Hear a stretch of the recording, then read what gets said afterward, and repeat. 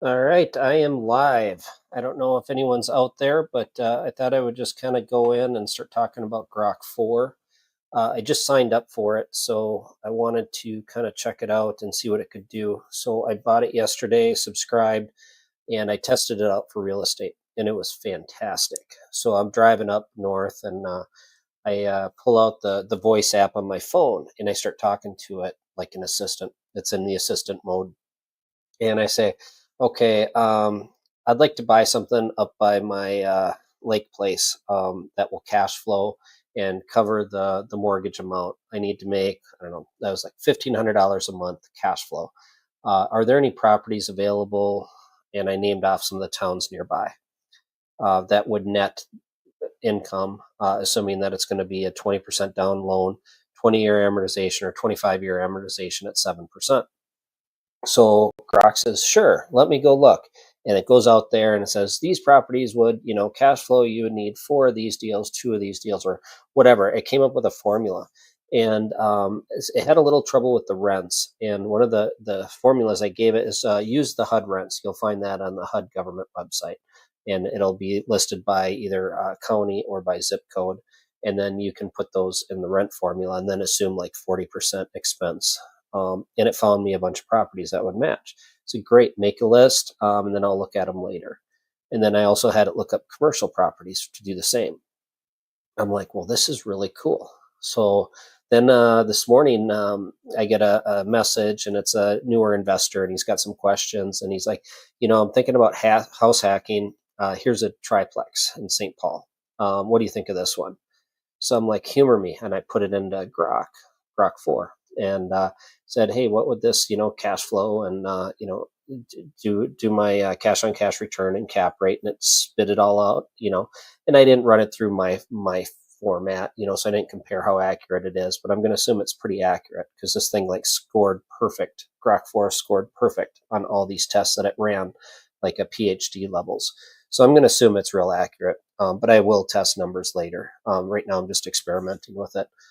So then I said, okay, let's say I want to house hack and I want to get into a property like a duplex, triplex, or fourplex in the Twin Cities area, and I want the renters to cover basically all my expenses. Give me the top 20 properties that you think could perform this. And it's searched it all and it spit out. And I said, okay, make a list of the address and then the price. And then, right in the format, I had a list I can just copy and paste. I don't need that information right now. But I thought, man, this is going to replace realtors. I mean, this is phenomenal. And I mean, you still have to run the numbers and stuff, but it can really speed up the investment process and finding stuff. So I thought that was really cool. So then I'm gonna do a video on this. So then I jump on just before we went live, and oh, I can't access that information anymore. I'm like, what happened?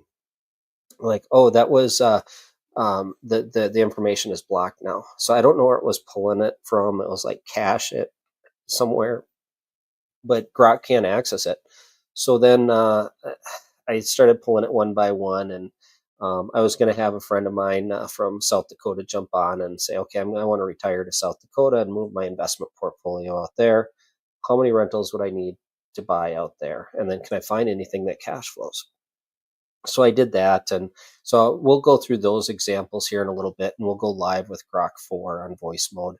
And it's pretty cool. It's still amazing, even if you can't access the information. Now, what I need to figure out is if I can create APIs that can get it into some of the back end of like Zillow or the MLS, since I'm a member of the MLS. Why I can't access the data that I'm paying for. I understand that you don't want to give that out to everybody because the realtors spend a lot of money to keep that data, but I would like to utilize this for my realtor business. But it's got power to really make me a lot more efficient and probably replace the realtors for the most part. It's going to shake up the legal industry. This AI in general, and Grok 4 is super advanced. So I'm pretty excited about it, and just wanted to kind of jump on and play around with it. The other thing I did is I was just curious, right? I had a long drive. So I'm like, Let's assume the city planners, they all shoot for right around 1.5 jobs per housing unit. So that's kind of how they rank on how they develop a city. They want to see like 1.5, 1.2 to 1.5 housing units per job. And then that basically it creates a stable housing environment where the prices are strong, but you can still find housing, but that holds the property values. If you start getting closer to like one job per housing unit or under that, then people are traveling to other areas, driving long distances to work. So you don't want to get too many houses per job. And then the reason that they use job metric is because you need a job to afford a house. Now that metric may change through time as more and more people go into retirement and less people leave the work, less people go to work, and more people are unemployed. Say this AI technology is that disruptive. So I just kind of compared it on that, and I found it was kind of interesting. Most of the cities are sitting around right around 1.2 jobs to like 1.3 jobs, so they're all really tight. A couple of the weaker markets like Milwaukee are like 1.1 job per 1.1 job per housing unit. So that means that it's harder to find house and the house prices are lower. Madison, Wisconsin nearby was like 1.4. So that would suggest that Madison house prices are pretty expensive, right? Because there's a lot of demand for that housing unit. So I quickly said, okay, now run this formula. I just had to do my metro area. Now do Minnesota, Wisconsin, Iowa, North and South Dakota, and Illinois. And then all done. I got all the MSAs in those in the Midwest on that. And I'm like, oh, let's compare it to like the Southern Belt. Well, no, then I jumped to let's do the entire country, and it just blew its brains. It couldn't do anything, couldn't function. So I'm like, okay, that's a bit too much, Grok. So let's. His name is Hal. I'll introduce you to Hal in a minute. Hal, let's simplify this and let's just look at Florida and Texas MSAs, and then spit them all out. And they were actually pretty good. They were probably in that 1.2 jobs per housing unit. So that would suggest that they're not overbuilt. They may be temporarily overbuilt right now. And then, so there's short term glut, but in the big picture, I don't think they're that far overbuilt. So I was a little surprised to see that. I thought they would be much lower than that. And then I ran up a couple of states in the Northeast, like New Hampshire, and those were pretty tight as well on that 1.2 to 1.3.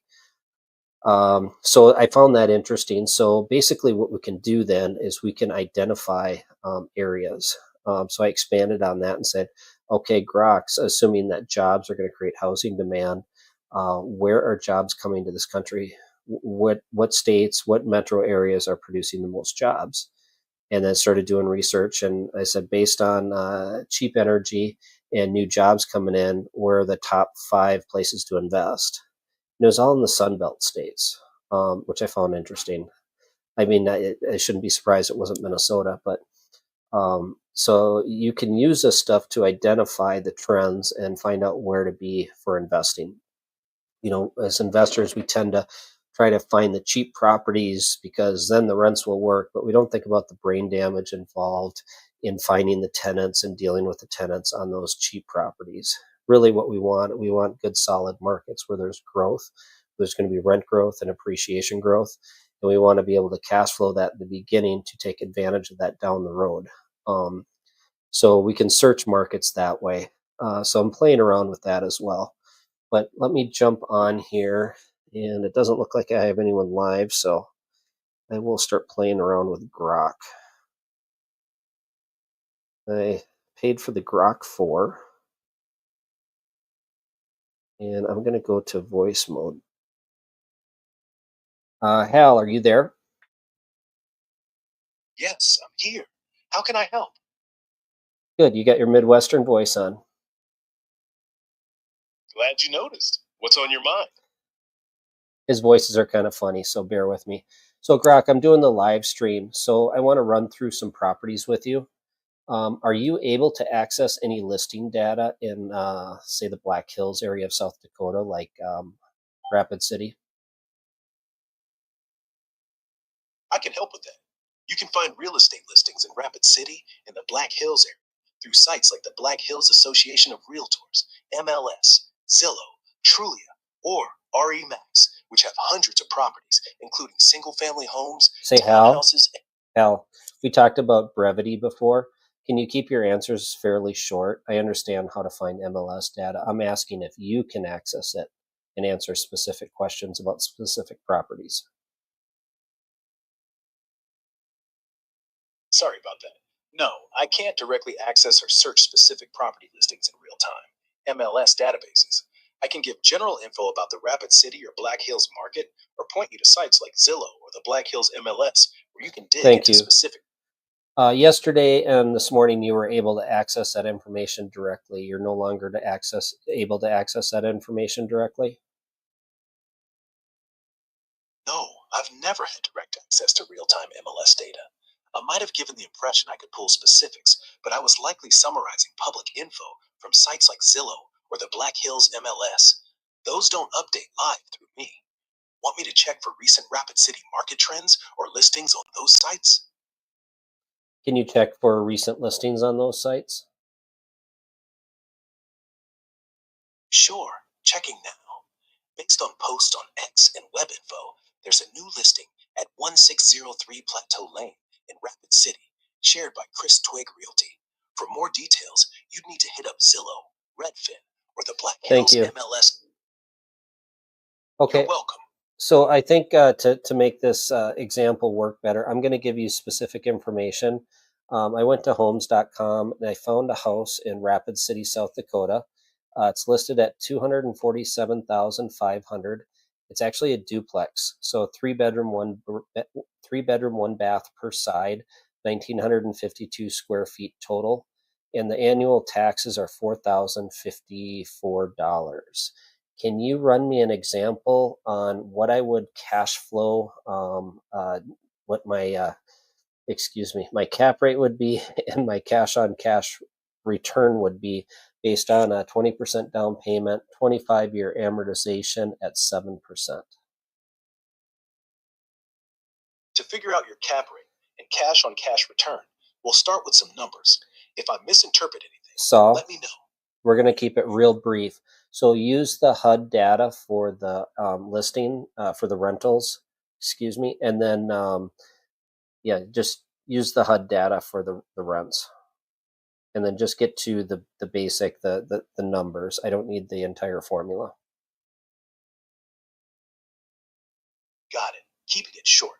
Using HUD data for Rapid City, average rent for a three-bed unit is around $1,200 per month per side, so $2,400 total for the duplex.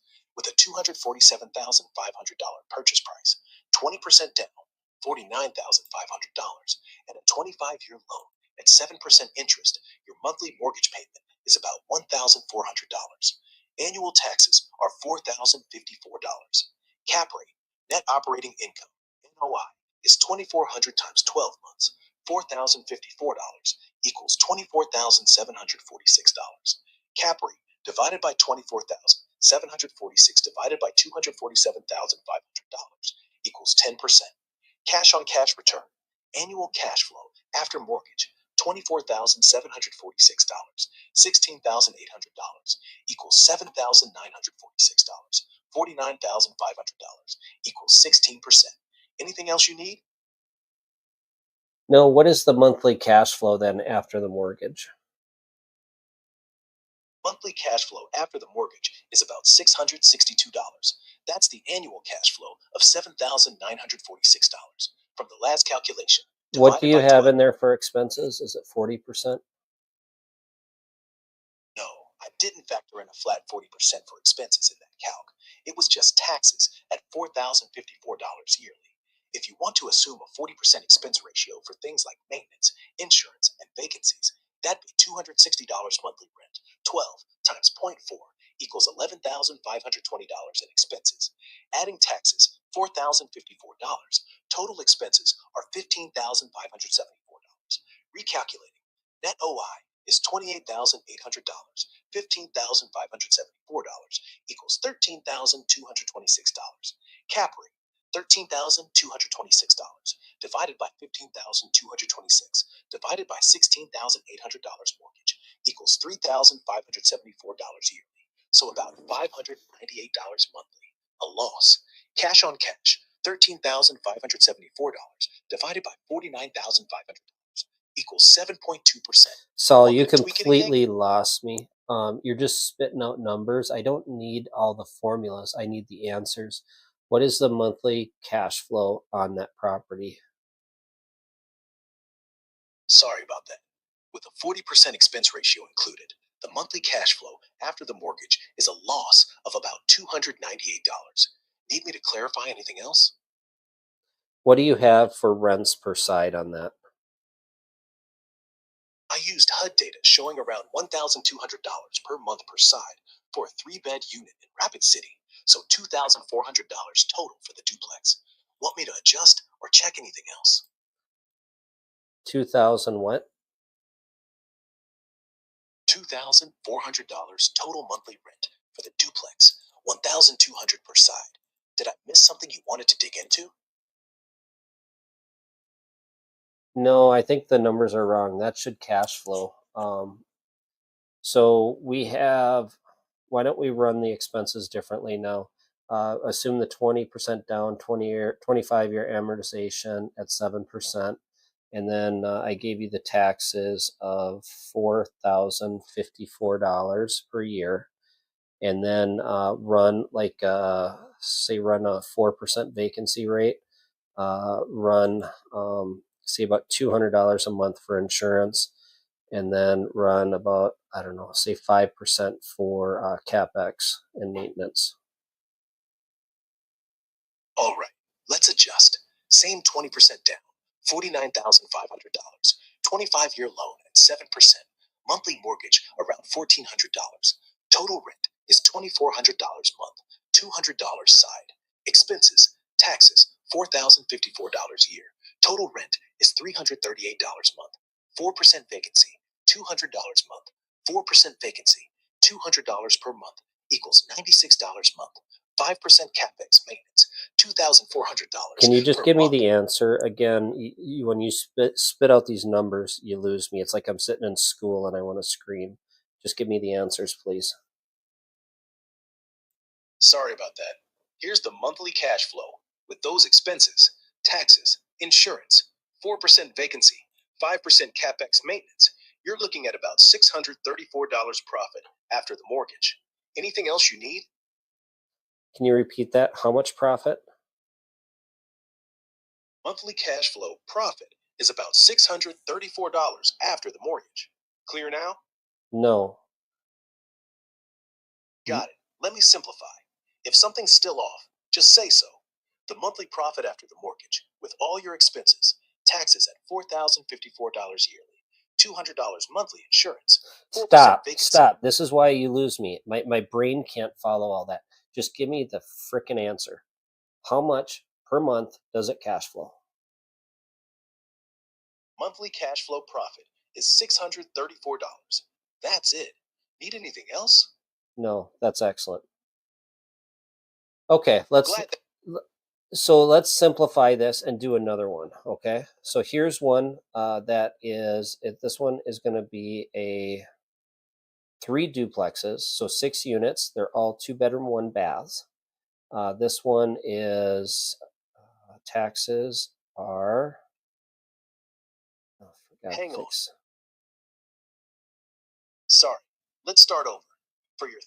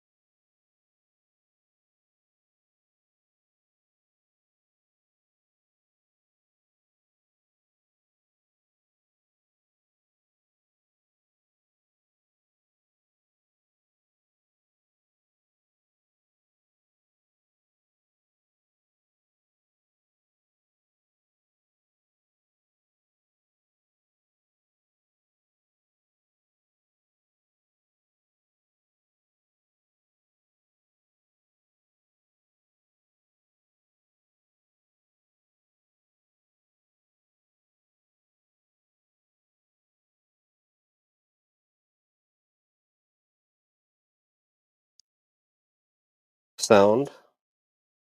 Is it working now? I'm not sure. I can't hear or see your setup, but I'm here and ready to answer. If your sound's working, I'll repeat the last numbers for that one unit. Monthly cash flow is about $140 profit. Cap rate's roughly 4.8%, using HUD rent of $950 for a two-bedroom in Rapid City. 40% expense ratio, 20% down, and a 25-year loan at 7%. You hearing me okay now, or need something else? Yeah, I wasn't talking to you. I was on the YouTube channel and I had no sound. So you and I just spent 20 minutes talking. So we're going to have to start over. Okay, so let's back up and we're going to go back to the duplex that's listed for 247,500. And do you remember this one? We had 3 bedroom, 1 bath for each side, and taxes of $4,054. Can you run me a scenario at 20% down, 25-year amortization at 7%? What's my cash on cash return? And what is my cap rate? And then use the HUD rent schedule. For the duplex at $247,500, 3 bed, 1 bath per side, taxes at $4,054 yearly, 20% down, $49,500, 25-year loan at 7%, and HUD rents for Rapid City about $1,200 per side, so $2,400 monthly total, with a 40% expense ratio. Cash on cash return is about negative 7.2%. Cap rate is roughly 5.3%, and monthly cash flow is a loss of about $298. Want me to rerun or tweak anything? Yeah, I think you used 40% expenses on top of the mortgage, right? No, the 40% expense ratio was on top of the rent, not the mortgage. It covers things like That's maintenance. what I meant. Okay, so 247,500 should cash flow at 20% down, 25-year amortization at 7%.